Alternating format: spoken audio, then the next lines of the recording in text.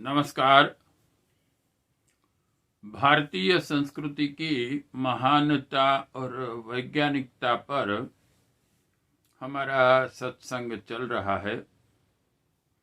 हमारे आज के इस सत्संग में हमारे सभी परिजन और हमारे सभी सत्संगी मित्रों का स्वागत है।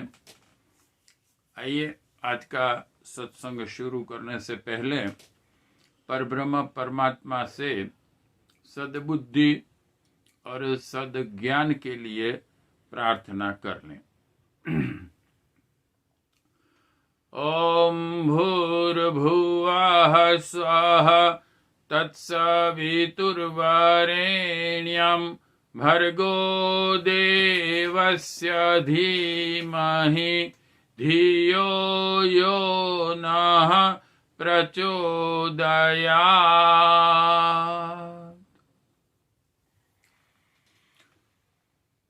कई अगले एपिसोड्स से हमारा विषय गायत्री मंत्र को हमारी भारतीय संस्कृति में इतना इम्पोर्टेंट क्यों दिया गया है, इसके पीछे क्या ज्ञान विज्ञान और रहस्य हैं, और इस गायत्री मंत्र का विस्तृत किया गया ज्ञान जो कि 4 वेदों में है, और 4 वेदों का ज्ञान भी जब विस्तृत करके हजारों लाखों भारतीय शास्त्रों में उसे समझाया गया, वो हम संक्षिप्त में समझने का प्रयत्न कर रहे हैं। हमने गायत्री मंत्र को अद्वैत, द्वैत, त्रैत ऐसे अलग अलग नजरिए से देखा। ज्ञान उसका विस्तृत करते करते अभी हम जो समझ रहे हैं वो 4 डायमेंशंस में ये ज्ञान हमें व्यक्तिगत जीवन, पारिवारिक जीवन और सामाजिक और पर्यावरण, इन सभी में जो प्रेरणाएं मिलती हैं, जो मार्गदर्शन मिलता है, उसे समझने का हम कोशिश कर रहे हैं। और इनमें गायत्री मंत्र के जब 4 एस्पेक्ट्स में देखेंगे, प्रणव के साथ 3 व्याहति ओम भूर्भुवः स्वः और 3 पद तत्सवितुर्वरेण्यं भर्गो देवस्य धीमहि धियो यो नः प्रचोदयात्। तो इन 4 विभाग में हमने देखा कि सबसे पहले हमने देखा कि बेसिकली हमारे जिसे भारतीय संस्कृति, भारतीय धर्म, या तो जिसे देव संस्कृति, आर्य धर्म जिसे कहा जाता है, मानव धर्म जिसे कहा जाता है, अलग अलग नामों से जिसे पहचाना जाता है, वैदिक संस्कृति, वेद धर्म, सनातन धर्म, इनका ज्ञान 4 वेदों में, ऋग्वेद, यजुर्वेद, सामवेद और अथर्ववेद में हम प्राप्त कर सकते हैं। और हमने देखा कि वेद को कैसे अपौरुषेय कहा गया है। आज हम इन गायत्री मंत्र की प्रेरणा से जो वेदों में समाज व्यवस्था दी गई है उसे समझने की कोशिश करेंगे। सिर्फ मनुष्य को ही नहीं, हम देखते हैं पशु को, यहां तक कि छोटे छोटे चींटी तक के प्राणियों को भी एक समाज व्यवस्था होती है। मधुमक्खियों की भी अपनी एक अपने समाज की व्यवस्था होती है, और प्रत्येक कीट पतंग को अपने अपने समाज में कुछ जिम्मेदारियां दी जाती हैं, और इस सामाजिक व्यवस्था से उसे कुछ व्यक्तिगत लाभ भी मिलते हैं। इसीलिए यह व्यवस्था बनाई गई होती है।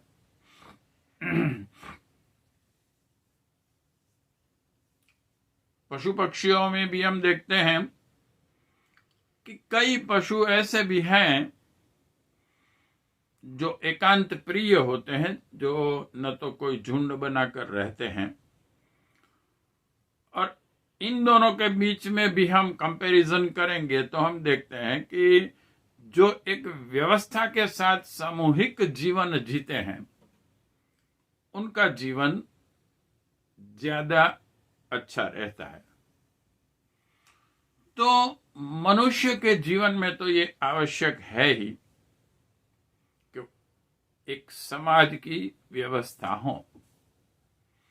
हम जब इतिहास देखते हैं तो अलग अलग प्रकार की कई व्यवस्थाएं, जिसे शासन व्यवस्था भी कह सकते हैं, अलग अलग देशों में भी ऐसी व्यवस्थाएं हमने देखी और इनके लाभालाभ भी हमने देखे और इनके दुष्परिणामों को जब वहां के समाज ने देखा तो उसे ध्वंस भी किया। कई ऐसी व्यवस्थाएं थी। तो वैदिक व्यवस्था क्या है, आज इसे समझने की कोशिश करेंगे। और क्योंकि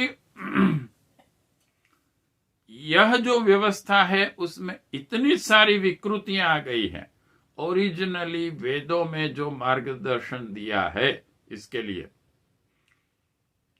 उसमें बहुत ऐसी विकृतियां आ गई हैं और इन विकृतियों की वजह से पूरे समाज का अधःपतन भी होता हुआ हमने देखा है।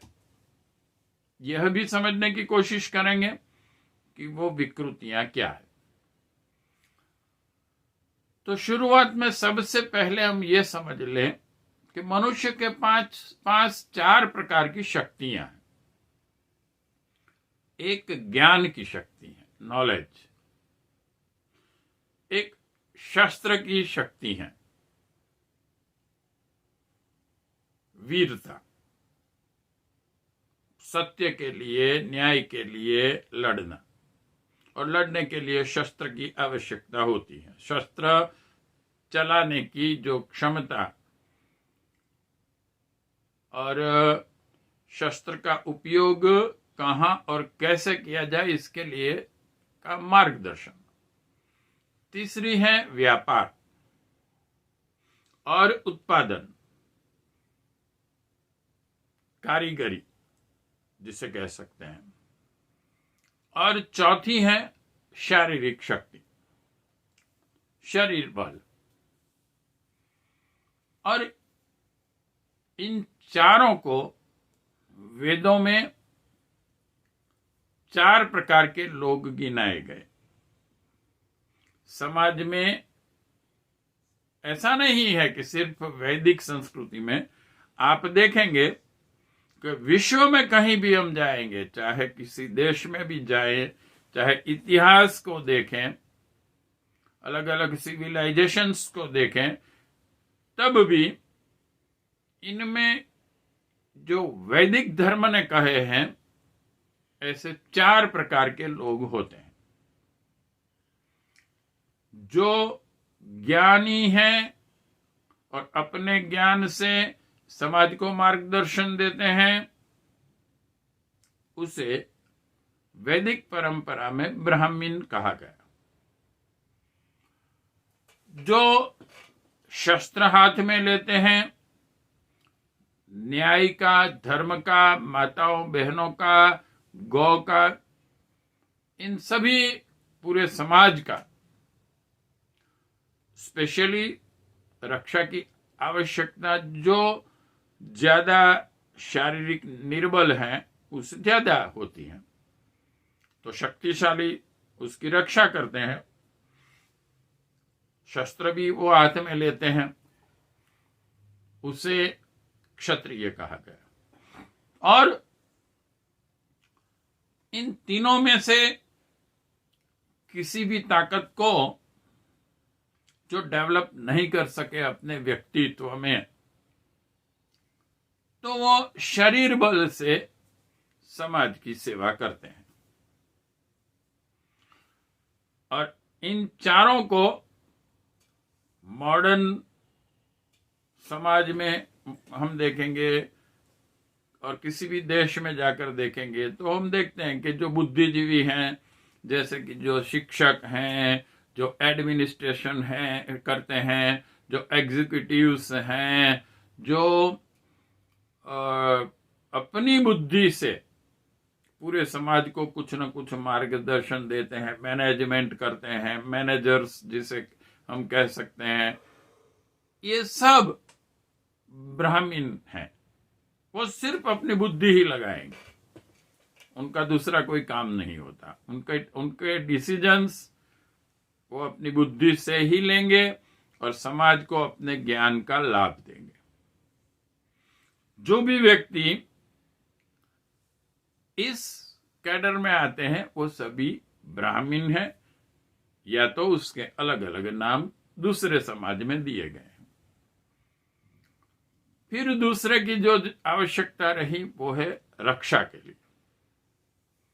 तो हम देखेंगे, चाहे आप अमेरिका में जाएं, जापान में जाएं, कहीं भी आप इतिहास देखें, तो पुलिस और लश्कर, मिलिट्री, ये दोनों की आवश्यकता रहती ही है।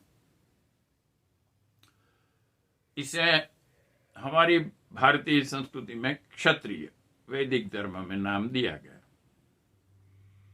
और तीसरे जो हैं, चौथे जो हैं, वो हैं शरीर बल से समाज की सेवा करते हैं। तो उसे हम लेबर कह सकते हैं। और वो ये प्रत्येक फील्ड में होते हैं।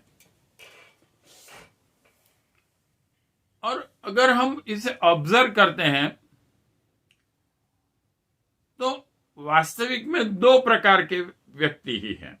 एक वो हैं जो उत्पादन, व्यापार ये सभी करते हैं, और एक वो है जो उनकी रक्षा के लिए प्रयत्नशील रहते हैं।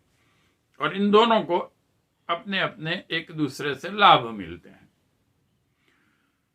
और इन दोनों के प्रशिक्षक भी होते हैं जो उनको प्रशिक्षण देते हैं। इनको हम गुरु कहते हैं, ऋषि कहते हैं भारतीय संस्कृति में, जो इन दोनों को ज्ञान देते हैं। जो मिलिट्री है, पुलिस है, उनको ज्ञान देने वाले उनके गुरु हैं। और जो दूसरे हैं, व्यापार से लेके उत्पादन के साथ जो जुड़े हुए हैं, उनके अपने ज्ञानी व्यक्ति भी होते हैं, और जो इस विषय में उन लोगों को मार्गदर्शन देते हैं। लेकिन वो सिर्फ क्योंकि ज्ञान देते हैं इसलिए इनको ब्राह्मण या तो शिक्षक या तो मैनेजर कहा गया।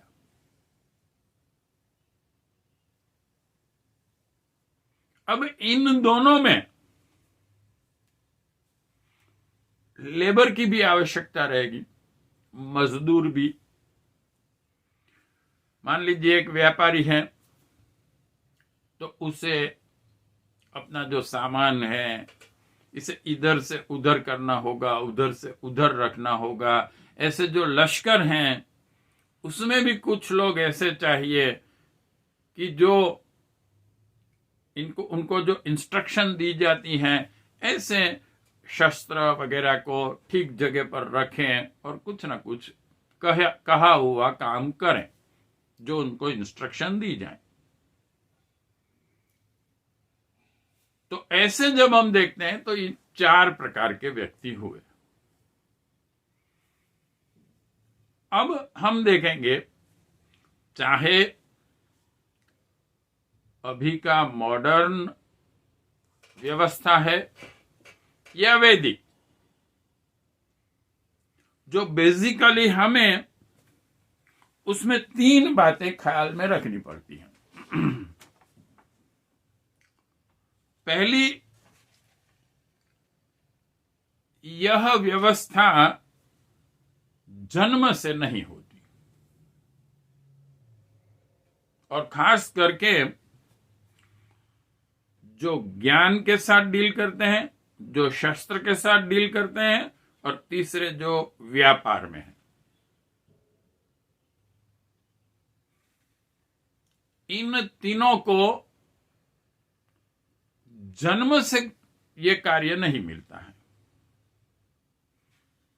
उन लोगों को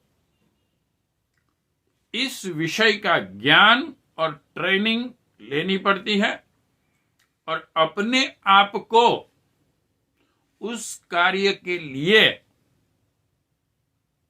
योग्य हैं, ऐसी अपनी योग्यता प्रूव करनी पड़ती है। कुछ एग्जाम्स देने होते हैं। अभी के मॉडर्न समाज में हम देखते हैं इंटरव्यूज देने पड़ते हैं।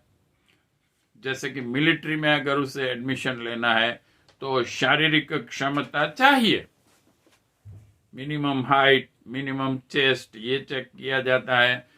फिर नॉलेज शस्त्र चलाने का, जो अलग अलग शस्त्र होते हैं,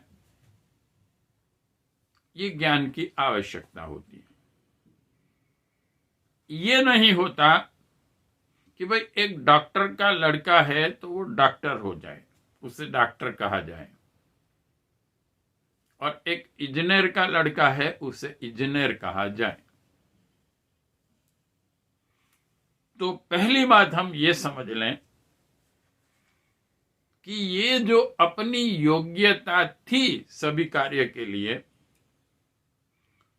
अगर मान लीजिए कि समाज में एक ऐसी विकृति आ जाती है कि एक डॉक्टर के लड़के को डॉक्टर ही समझ लिया जाता है, और बीमार लोग उसके पास जाएंगे क्योंकि भाई ये तो डॉक्टर का लड़का है, डॉक्टर है, वो हमारी ट्रीटमेंट करेगा। और कोई एडवोकेट का लड़का है उसे एडवोकेट बना दिया जाए, जो जज का लड़का है उसे जज बना दिया जाए, जो मिलिट्री के में है उसके लड़के को मिलिट्री में रख दिया जाए, उसकी कोई पात्रता न देखी जाए, तो उस समाज की क्या हालत होगी, सोचिए। एक तो ये बहुत बड़ी मूर्खता होगी जो समाज भी ऐसा करेगा। तो वैदिक काल में यह जो वर्ण व्यवस्था थी उसके 3 आधार थे, गुण, कर्म, स्वभाव। ये 3 देखे जाते थे। ऐसा नहीं था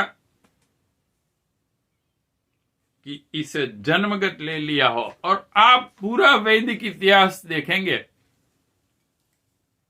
तो कई ऐसे व्यक्ति हैं कि जिनकी अपनी योग्यताएं, या तो उनका अपना स्वभाव, या तो उनकी अपनी पसंदगी कोई और वर्ण में रही तो उस वर्ण का काम उसने लिया, लेकिन इसके पहले उसने उसकी पात्रता अपने में जागृत करने का प्रयत्न किया। उसके बाद ही वो उस वर्ण का काम कर सकता है। दूसरा, हमें ये बहुत ही आवश्यक समझना पड़ेगा कि मान लीजिए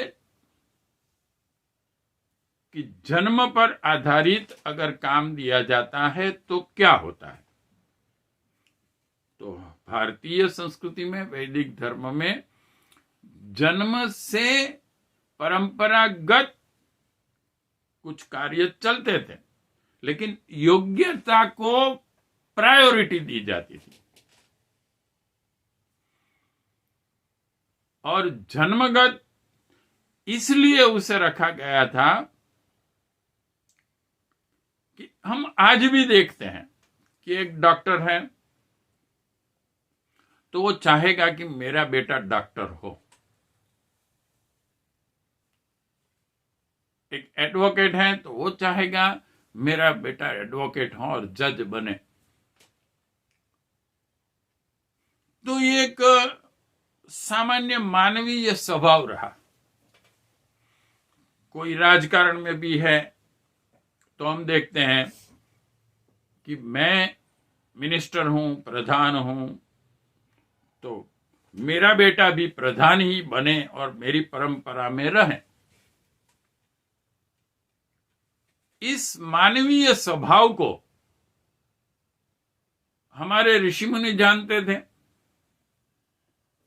तो इसे अगर उसमें योग्यता है, पिता ये ट्राई करेगा कि मैं मेरे बेटे को डॉक्टर की कॉलेज में पढ़ने के लिए उसे रखूं और उसे डॉक्टर की डिग्री मिले, तब कहीं जाकर वो डॉक्टर बने। अगर मान लीजिए कि उसका बेटा इतना मानसिक होशियार नहीं है कि मेडिकल में उसे एडमिशन नहीं मिल सकता है, then it is not possible.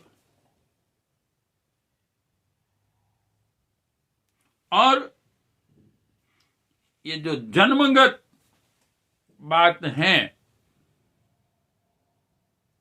उसमें दूसरा एडवांटेज भी है। यह एडवांटेज ये है कि एक पिता अगर डॉक्टर हैं तो वो अपने बच्चे को मृत्यु के समय तक, अपना बेटा भी डॉक्टर है तो उसे हेल्प कर सकता है, अपनी जो एक्सपीरियंस है उसका उसे लाभ दे सकता है, मार्गदर्शन दे सकता है, इसको सहयोग दे सकता है। जैसे कि आज हम देखते हैं, मान लीजिए मैंने देखा है, तो मैं एक पावर हाउस में इलेक्ट्रिकल इंजीनियर था। तो जो भी नया कोई भी आता था इंजीनियर, तो उसे ट्रेनिंग के लिए हमारे जो सब होते थे उस वक्त सीनियर, उनके पास भेजा जाता था कि भाई इसे ट्रेनिंग देना। तो आपस में वो सीनियर लोग क्या बातें करते थे, सिखाना लेकिन बहुत मत सिखाना, नहीं तो तुमसे भी आगे बढ़ जाएगा। तो ये एक भावना रहती है पराये व्यक्ति के साथ। जबकि एक पिता अपने पुत्र को पूरा ज्ञान देगा, पूरा मार्गदर्शन देगा जिस विषय में वो है। अगर मान लीजिए वो मिठाई बनाने का कारीगर है तो वो पूरा प्रशिक्षण उसे देगा, कुछ भी बाकी नहीं रखेगा। तो इससे क्या होता था कि जो परंपरागत ज्ञान वो पूरा पूरा अगली पीढ़ी को मिलता था, कई बार तो इसमें कुछ और ऐड होता था, जो एक्सपीरियंस होते थे और जो नया कुछ उसमें जानने को पिता को मिला होता था, तो वो अपने बच्चों से वो ट्रांसफर होता था। तब यह भी समझा जाए और इसे इस दृष्टिकोण से देखना आवश्यक है। हाँ, यह बात अलग है कि आज जो कई गलत चीजें हो रही हैं, जैसे कि एक डॉक्टर अपने बच्चे को डॉक्टर बनाना ही चाहता है, कैसे वो अगर होशियार नहीं है तो कॉलेज को कुछ पैसे दान में देगा, ये देगा, वो देगा, विदेश भेजेगा जहां इजीली ये डिग्री मिल सकती है, वहां जहां इनिशियल परसेंटेज की जरूरत नहीं है। लेकिन इससे समाज को फायदा नहीं होता है। हम देखें ऐसे डॉक्टर्स मिलते हैं फिर हमारे समाज को कि जो ठीक तरीके से समाज की सेवा नहीं कर सकते हैं। तो इसलिए एक व्यवस्था यह वेदों में की गई कि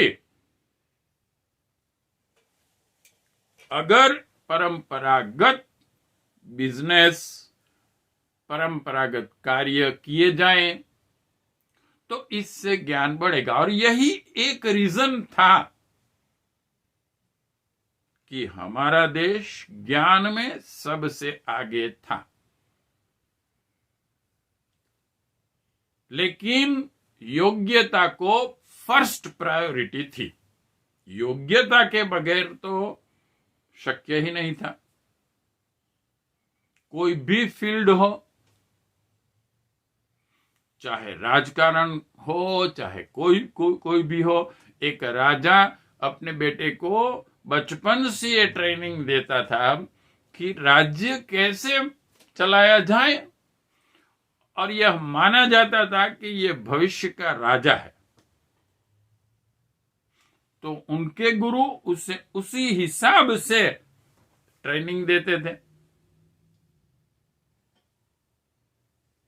तो राजा के लिए जो भी आवश्यक है ज्ञान, मार्गदर्शन, वो सब उसके पास अच्छे तरीके से उसे मिलता था।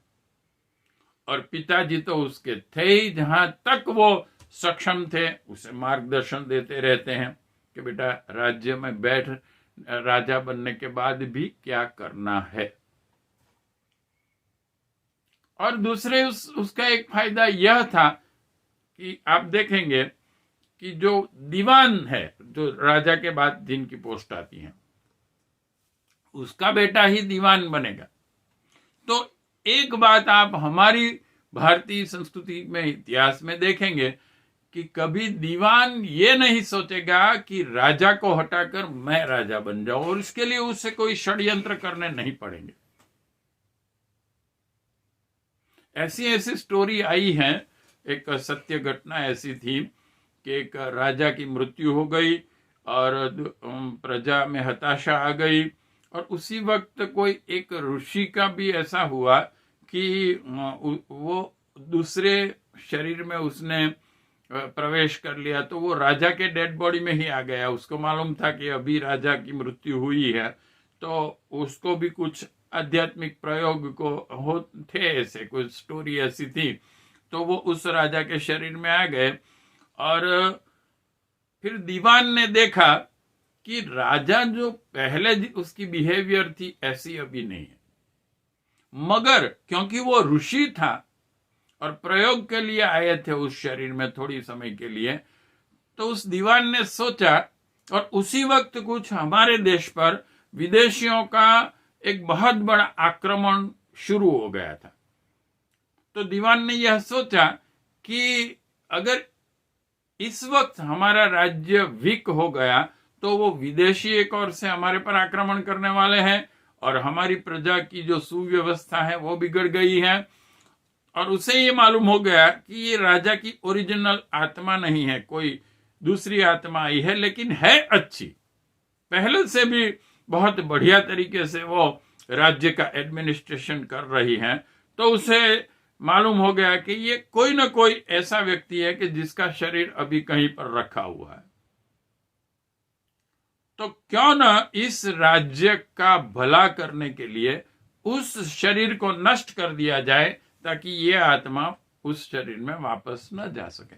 ऐसी कुछ स्टोरी थी। तो दीवान ने कितना अच्छा सोचा, उसने ये नहीं सोचा मैं बन जाऊं राजा, यह स्वार्थ नहीं था उसका।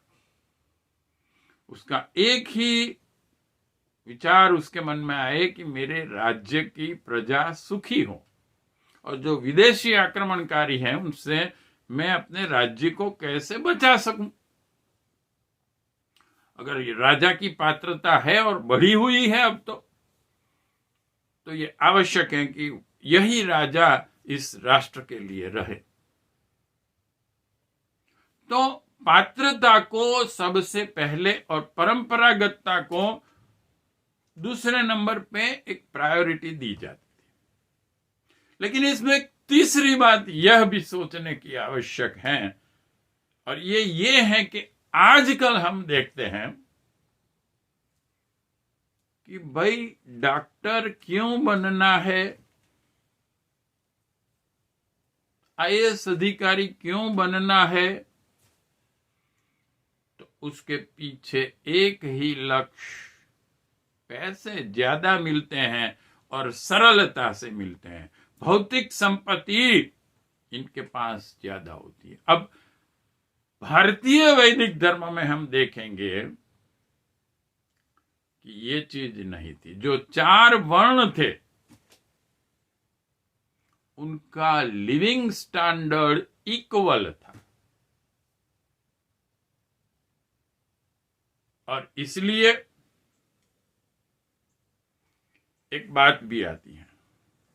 पहले ये कहा जाता था कि मृत्यु आ गई है, बहुत ही वृद्ध हो गए हैं, तो काशी में जाके करवट रखते थे सर पर, और मृत्यु के समय जो भी सोचते थे वो अगले जन्म में आप बनेंगे, ऐसी मान्यता थी। तो ये तो एक इसमें स्टोरी है, प्रेरणा के लिए है। क्या है? एक मोची था, मोची। तो मोची वहां गया काशी में इस काम के लिए कि अब मृत्यु आ गई है तो चलो काशी में मरते हैं। तब आखिर में जब उसे पूछा गया कि भाई क्या बनना चाहते हो अगले जन्म में, तो उसने कहा, सोचा क्या बनूं, राजा बन जाऊं। फिर उसने सोचा नहीं नहीं भाई, राजा बनेंगे, पूरे राज्य का अपने पर टेंशन है, ये करने का, अरे इतनी सारी जिम्मेदारी हम कहाँ लेंगे, छोड़ो, राजा नहीं बनना है। तो क्या करूं, कोई बड़ा व्यापारी बन जाऊं। अरे नहीं, जाने दो, नहीं, इतना सारे पैसे की व्यवस्था करने की और ये करने का, तो ये सब तो टेंशन हो जाएगा और जिंदगी अच्छी नहीं रहेगी। तो फिर क्या करेंगे? तो उसमें ऐसा सोचते सोचते आखिर में उसने कहा कि भाई चलो करवट रख दो मेरे सर पर, मोची है और मोची ही रहना अच्छा है। लेकिन इस बात से हमें क्या मालूम होता है?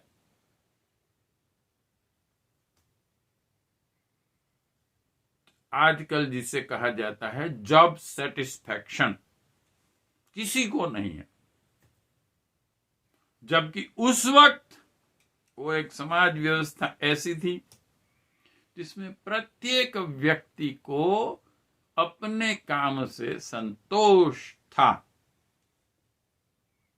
उसे अगर कहा जाए कि राजा बनना है तो कि नहीं भाई, मैं मेरे काम से संतुष्ट हूं, मेरा जीवन अच्छा जाता है और मेरा जीवन सबसे बढ़िया है।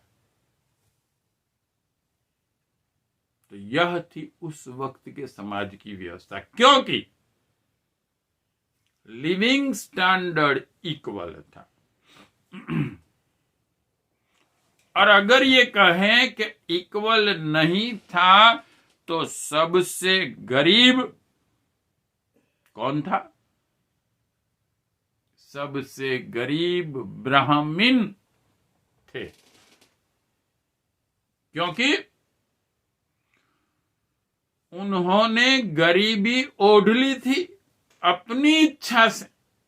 सिंपल लिविंग, हाई थिंकिंग जो ज्ञानी लोग थे, और हमारे शास्त्रों में भी कहा है कि ज्ञान वो है जो बंधनों से मुक्त करता है आपको।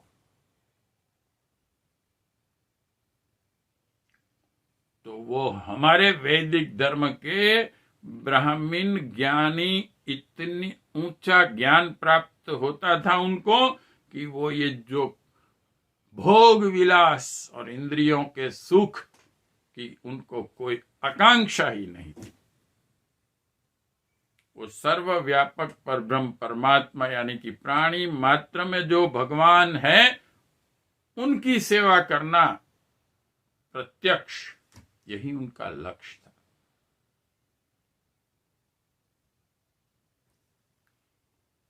तो जैसे चाइना से जो आए थे कुछ स्टूडेंट, उन्होंने हिस्ट्री जब हम देखेंगे तो अपनी पुस्तक में भी लिखा है कि भाई हम चाणक्य जी से मिलने गए तो वो एक फूस की झोपड़ी में रहते थे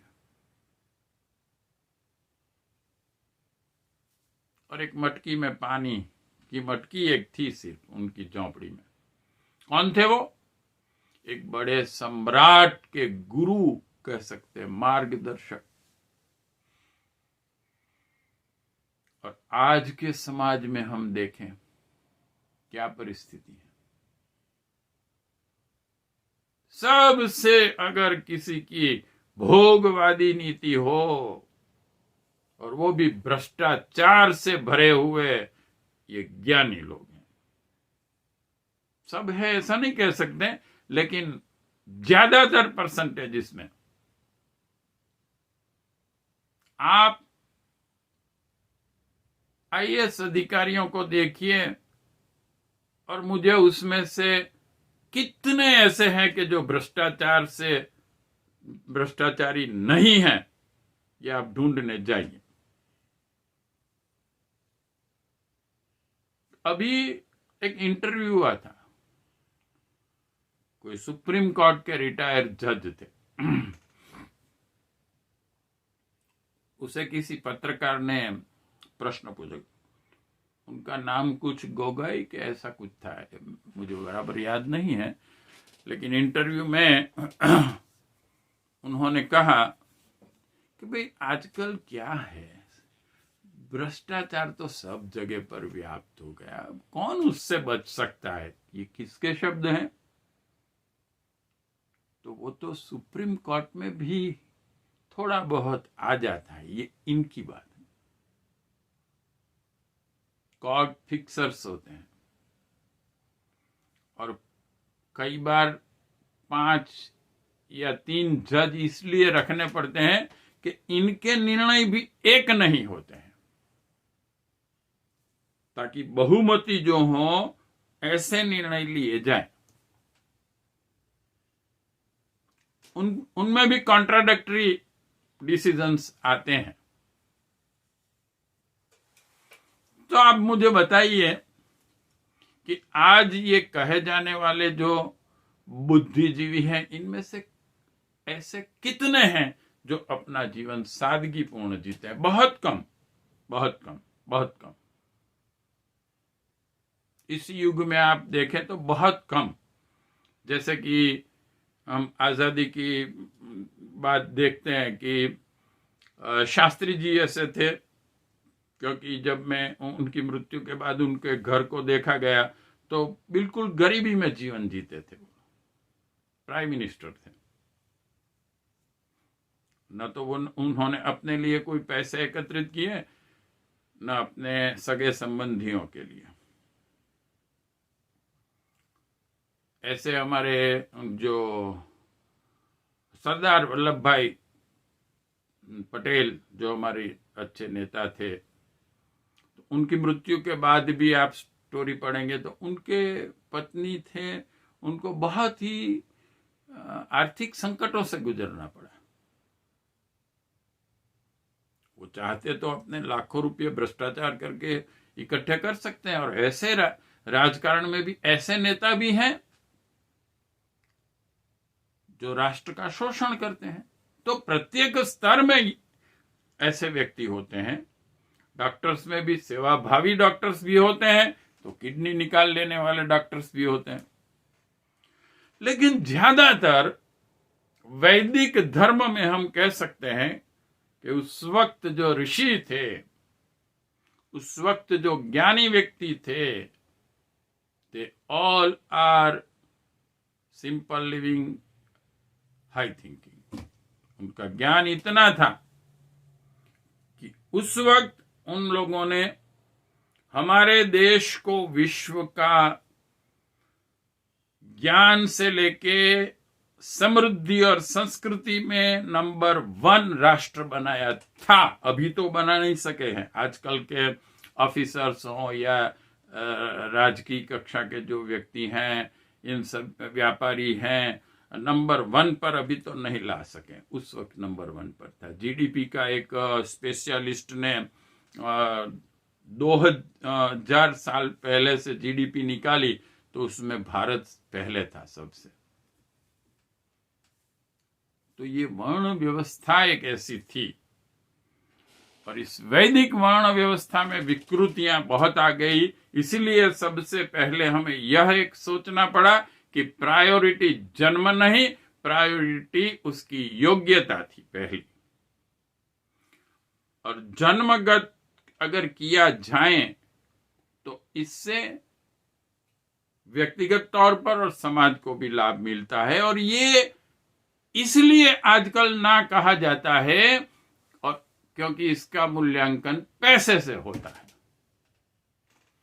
चारों वर्ण इक्वल नहीं है, जो इक्वल करने की जरूरत है। आज आप जाइए पे स्केल देखिए, कोई भी गवर्नमेंट फर्म में या कोई फैक्ट्री में जाके मैंने देखा है, मैं जिस पावर हाउस में काम कर रहा था तो वहां जो प्यून या तो मजदूर का जो पे स्केल था, वो सबसे टॉप वाला मजदूर जो होता था, उसके बाद जो बुद्धिजीवी होते थे उनका पे स्केल शुरू होता था। यानी कि ऊंच नीच का भेदभाव था, समान की बात ही नहीं थी। और हर 4-5 साल के बाद एक पे फिक्सेशन आता था तो ये डिस्टेंस बढ़ता ही जाता था। तो आज की समाज व्यवस्था में हम देख सकते हैं ना,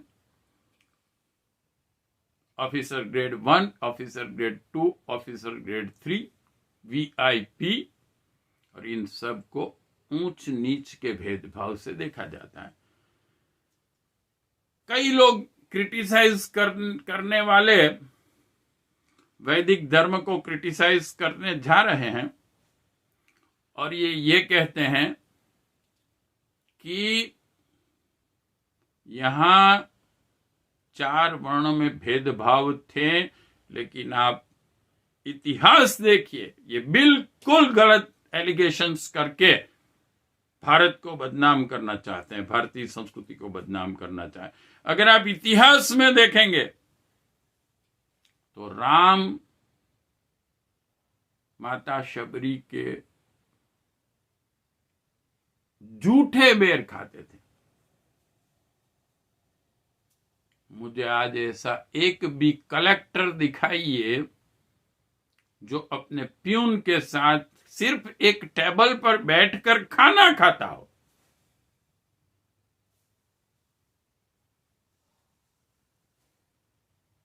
तो कहां है अब, कहां बात?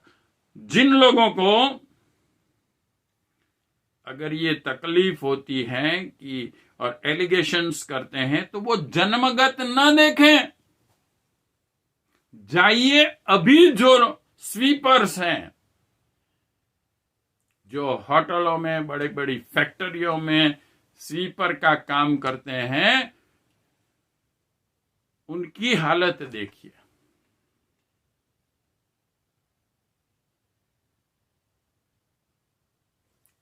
और जो वहां के एग्जीक्यूटिव्स हैं, उनका लिविंग स्टैंडर्ड देखिए।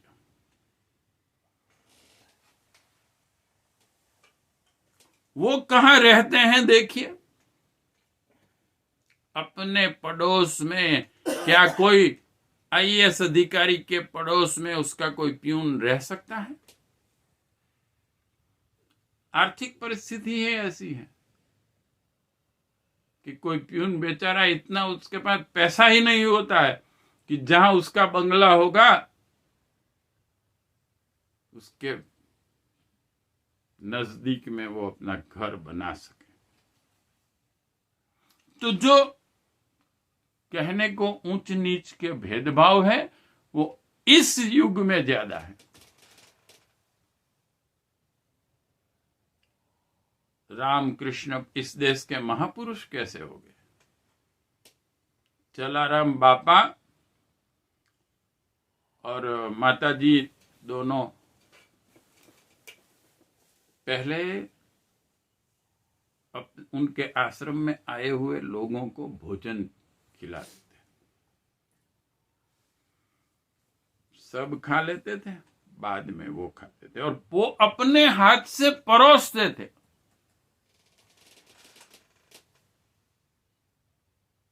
अभी मैंने एक वीडियो देखा, एक बहुत बड़े विश्व के धर्म जो विदेशों में हैं, उनके धर्मगुरु गरीब लोगों के साथ खाना खाएंगे।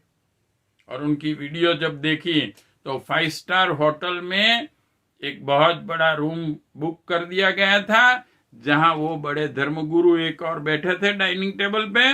उन पर उनके सामने लाइन बंद रख दिया गया था डाइनिंग टेबल, और कुछ गरीबों को बुलाया गया था और वो सामने बैठे, वेटर सबको देते थे। और कहा गया कि देखिए हमारे इतने बड़े धर्मगुरु गरीबों के साथ खाना खाते हैं। हाँ बेटा, ये सिर्फ हम जानते हैं तूने वीडियो उतारने के लिए, और वो भी दूर बैठे हैं। जबकि जलाराम बापा अपने हाथ से गरीबों को परोसते थे। और अब देखिए, परम पूज्य गुरुदेव और परम वंदनीय माता जी खुद अपने हाथ से रोटी बनाती थी। जहां तक इतने अतिथि अपने आश्रम में आने के इतने बढ़ गए कि वो न बना सके और समय का अभाव होने लगा, तब कहीं जाके दूसरे लोगों ने बनाया, वरना गुरुदेव और माता जी खुद परोसते थे। ये थे हमारे धर्म गुरु वैदिक परंपरा के। और एक बार रामकृष्ण परमहंस बाजार में जा रहे थे, उनके साथ उनके कुछ 25-50 अनुयायी भी थे। और वो वक्त था जो मध्यम काल आया था, जो बहुत बड़ा बेकार था। विकृतियां तब आई, कब आई? जब से विदेशियों ने इस देश पर आक्रमण किया और कुछ हद तक उनका शासन और एडमिनिस्ट्रेशन आ गया था हमारे देश में। तो सामने से उस वक्त क्या था कि वो मैला उठाने के सर पर उठाना पड़ता था। ये परिस्थिति किन लोगों ने निर्माण की थी? उस वक्त के एडमिनिस्ट्रेटरों ने। वैदिक काल नहीं था उस वक्त, क्योंकि वो एडमिनिस्ट्रेटर बैठते थे एयर कंडीशनों में।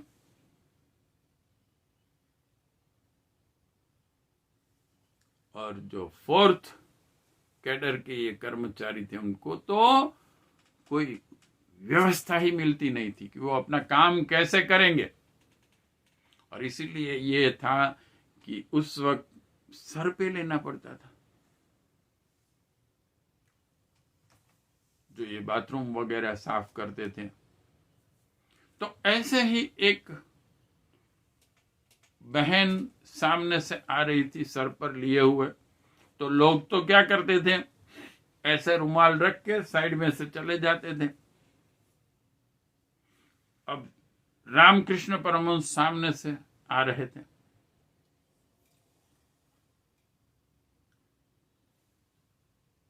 तो आप सोचिए उन्होंने क्या किया होगा। 2 मिनट के लिए सोचिए, अगर आप रामकृष्ण परमहंस की जगह पर हो तो आप क्या करेंगे।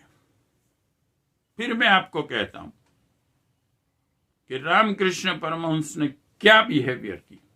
सोचिए, आप ही रामकृष्ण परमहंस की जगह पर हैं, आप अपने अनुयायियों के साथ जा रहे हैं, सामने मस्तक पर लेकर आ रहे हैं माता जी, बहन जी, सफाई करने वाली माता जी। आप क्या करेंगे? रामकृष्ण परमहंस उसके पैरों में साष्टांग प्रणाम किया, उनको रोक कर। उनके अनुयायी भी हेजिटेट हो गए थे कि क्या करें, गुरुजी है और सामने वो आ रही हैं, क्या करेंगे। लेकिन कोई नहीं सोच सका। रामकृष्ण परमहंस ने क्या कहा जानते हैं? उन्होंने कहा, ये तो जगत जननी है, पूरे जगत की मां है। क्यों? हमारे घर की माता तो सिर्फ एक अपने बच्चे का बच्चे को साफ करती हैं, ये पूरे जगत को साफ करती हैं और उसका मैल अपने मस्तिष्क पर लेती है। ये वंदनीय मां है मेरी, जगत जननी उसे कहा। चाहिए ऐसे धर्मगुरु ढूंढिए विश्व में। 5 स्टार होटलों में गरीबों के साथ खाने वाले बहुत मिलेंगे, क्योंकि पैसा भी है उसके पास। तो ये भारत की परंपरा थी। यहाँ के महापुरुष, यहाँ के ऋषि, यहाँ के राजा एक धोबी के कहने से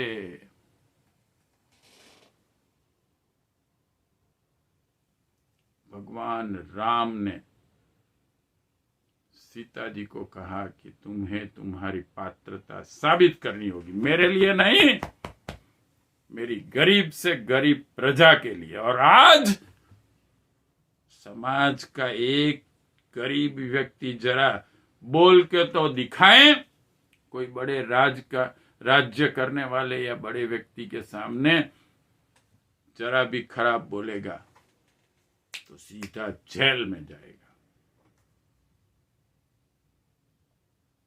ये हमारे राजा थे। एक धोबी का भी वो ख्याल रखते थे। और ऐसा नहीं है बदनाम करने वाले ये कहते हैं पात्रता सबको साबित करनी पड़ती थी। ऐसा नहीं था कि सिर्फ नारी को, जो राज्य की रानी है, उसे अपनी पात्रता साबित करनी होती है, लेकिन उससे पहले पुरुष को अपनी पात्रता साबित करनी पड़ती है। भगवान राम को या किसी भी पुरुष को शादी के पहले एग्जाम देनी पड़ती थी, स्वयंवर इसे कहा जाता था। अगर वो उस परीक्षा में पास होता है तब ही उससे वरण किया जाएगा। तो वैदिक काल में पात्रता परीक्षा सबको देनी पड़ती है, अपने आप को पात्र साबित करना पड़ता है। ये this is the first priority. उसके बाद अगर हो सके तो जन्म से, और चारों वर्ण का लिविंग स्टैंडर्ड इक्वल था। और इसीलिए एक मोची को भी यह कहना था कि मैं बराबर हूं, मेरे जीवन में मुझे आनंद मिलता है। और इन चारों वर्ण की कुछ जिम्मेदारियां थी। हमारे शास्त्रों में जो विकृतियां आ गई थी, उसके पहले जो शास्त्रों में मार्गदर्शन दिया था वो सही क्या है, ये समझाने का शंकराचार्य जी से प्रयत्न शुरू हुआ। और उसके बाद दयानंद सरस्वती जी, जिन्होंने सत्यार्थ प्रकाश और वेदों में वर्ण व्यवस्था का ओरिजिनल स्वरूप क्या है वो समझाया, विकृतियों को दूर करने के लिए कहा।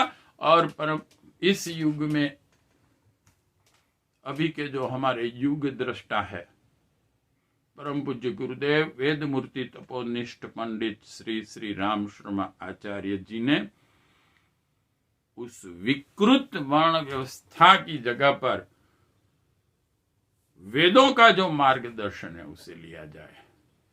और उस जन्मगत नहीं, ब्राह्मण के लिए 6 काम दिए गए हैं। वो 6 काम आज का कलेक्टर करे, आज का प्रधान करे, आज का शिक्षक करे, आज का प्रोफेसर ऐसी जिंदगी जिए, ये आवश्यक है। चाणक्य जैसा जीवन प्रत्येक शिक्षक को जीना चाहिए। नहीं कि वेस्टर्न कल्चर की तरह एक प्रोफेसर मर्सिडीज गाड़ी में आता है, चिरूट पीता पीता एक बड़ा पगार लेता है और 45 मिनट्स का एक लेक्चर अपने स्टूडेंट्स को दे के चला जाता है। उसकी कोई आत्मीयता न तो अपने स्टूडेंट के साथ होती है न राष्ट्र के साथ। ब्राह्मण के 6 कर्तव्य थे। वेद पढ़ना पढ़ाना,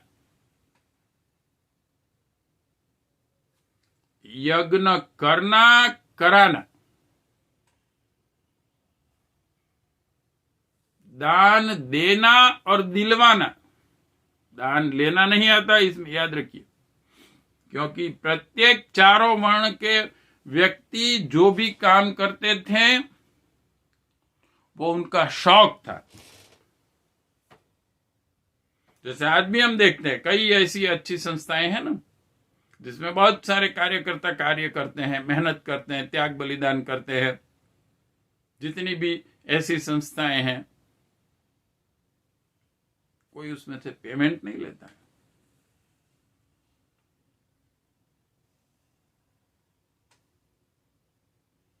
सेवाभावी राष्ट्रवादी कई संस्थाएं हैं,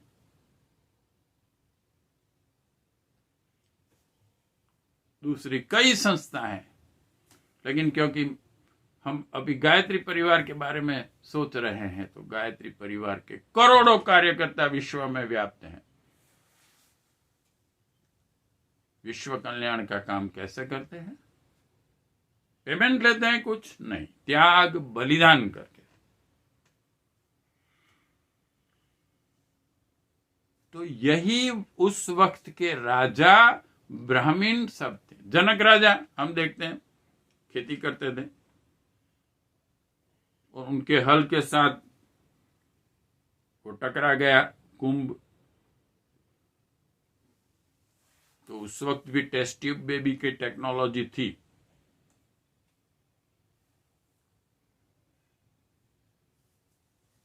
अपना जीवन अपनी खेती और पशुपालन पर आधारित था, इसलिए किसी को भी, और सिंपल लिविंग हाई थिंकिंग था सबका। और इसीलिए ब्राह्मण भी दान देते थे। दान किसको, किसमें देते थे? अच्छे कार्यों में, जहां भी अच्छे काम चलते हैं। प्रत्येक प्रकार के अच्छे काम चलते थे। गुरुकुल चलते थे,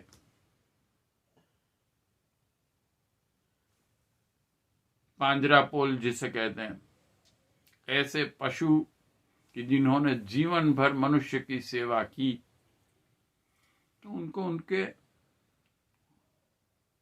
वृद्धत्व में भी वहां रखा जाता था। लोग उसके लिए दान देते थे। आज तो पशु बेकार हो गया, भेज दो उसको कत्ल खाने। और यह विचारधारा धीरे धीरे धीरे मनुष्य के लिए भी आएगी। बेकार है, क्या करना है इसका? एक ऐसा हॉलीवुड में एक ऐसा मूवी बना था जिसकी कल्पना यही थी कि जो पैसे वाले विश्व के आदमी सब हो गए, उन्होंने सोचा कि इन गरीबों की क्या जरूरत है, मार डालो सबको, बिस्किट बना डालो इसके, तो खाने में आएगा, प्रोटीन मिलेगा सबको। यह हीन कक्षा की विचारधारा आ जाती है। वैदिक काल में न सिर्फ प्राणी मात्र का, लेकिन वनस्पति तक का ध्यान रखा जाता था। और ये वर्ण व्यवस्था, जिसमें चारों वर्ण कुछ त्याग बलिदान करते थे समाज के लिए,